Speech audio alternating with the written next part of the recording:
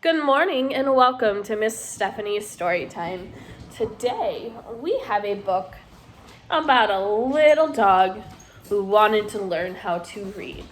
This is How Rocket Learned to Read. The author and the illustrator is Tad Hills.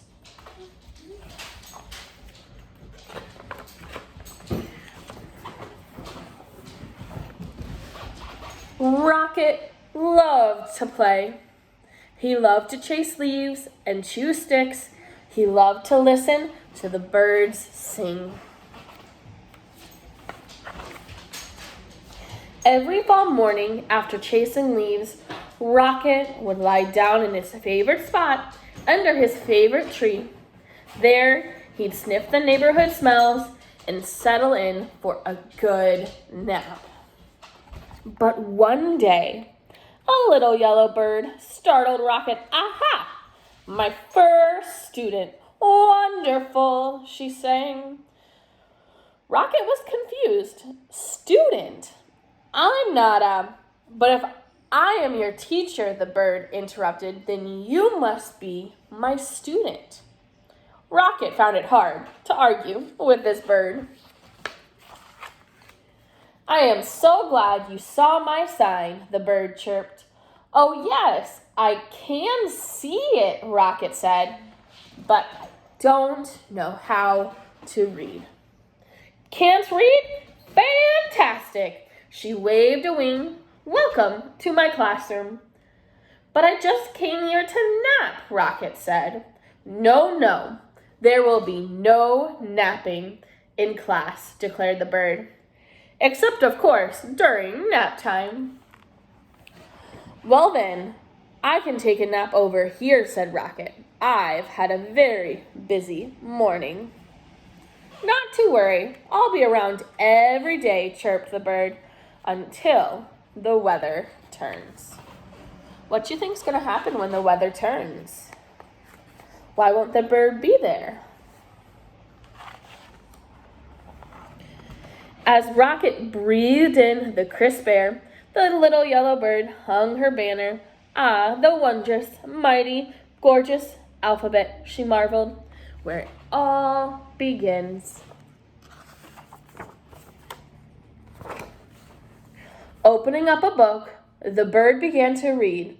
She sang out the story of an unlucky dog named Buster who'd lost his favorite bone.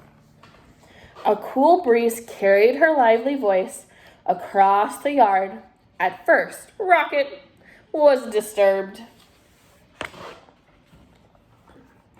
But before long, he found himself captivated. To Rocket, the story was as delicious as the earthy smells of fall. It was as exciting as chasing leaves. He closed his eyes and listened to every word. As Buster dug and dug under the lilac bush, the bird read, he felt something familiar. Rocket waited. Was it the bone? Was it? He wondered. Silence. Was it the bone? He called to the bird. More silence. Was it the bone? Rocket hollered.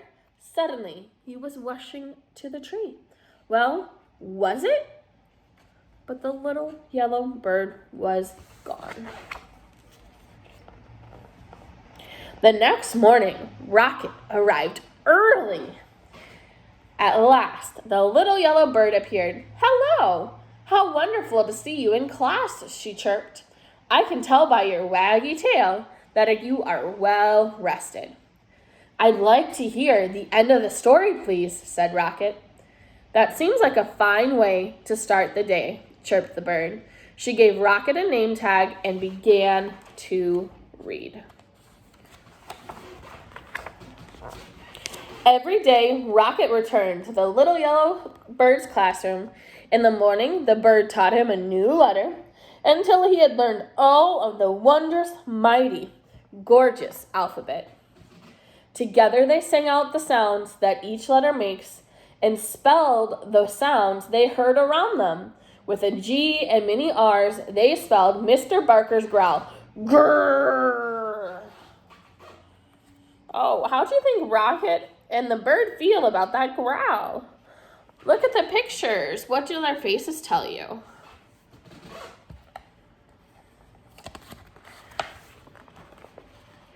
They spelled the sound of the wind, which was growing colder by the day. Whoosh! Soon, they were spelling words like fall, F-A-L-L, for the gusty time of year, and R-E-D, R-E-D, red, for the color of the leaves. And each afternoon, the bird read a story. She read stories about dogs and birds. She read about leaves changing colors and about birds flying south for the winter. Earlier, when I asked about what you think was going to happen to the little bird, that should give you a clue right there about birds flying south for the winter, about what's going to happen. Then one day, the weather turned and the letter banner disappeared. "See you again in the glorious spring," the bird sang. And she flew into the wintry sky. She called, "Don't forget, words are built one letter at a time." The days grew shorter and the leaves fell from the trees. The grass became crunchy. Soon, Rocket's classroom disappeared under the snow. He remembered the little yellow bird's alphabet and practiced his letters. A, B. What is this letter? C.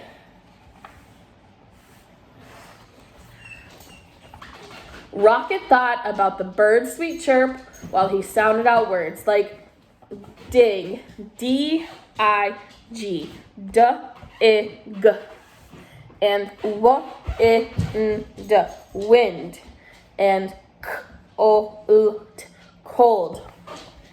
He made new friends and spelled their names. Hello, Emma, E-M-M-A. Hi there, Fred, F-R-E-D. Sun. He spelled everything. Sun, S-A-N, S-U-N. And melt, M-E-L-T, M-E-L-T. He is really getting good at his spelling. When Rocket spelled mud, M-U-D, he knew that spring, as it always does, had returned.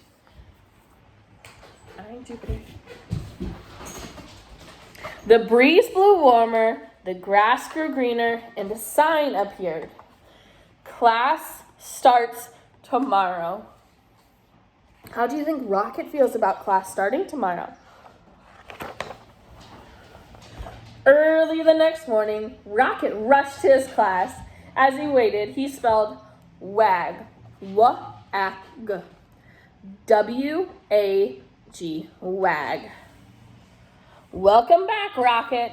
Soon, the little yellow bird arrived. Aha, my star student, she sang. How wonderful to see you. I can tell by your waggy tail that you are ready for class. Then, together they began to read. They read stories about birds flying north in the spring. They read about picnics in the warm sun.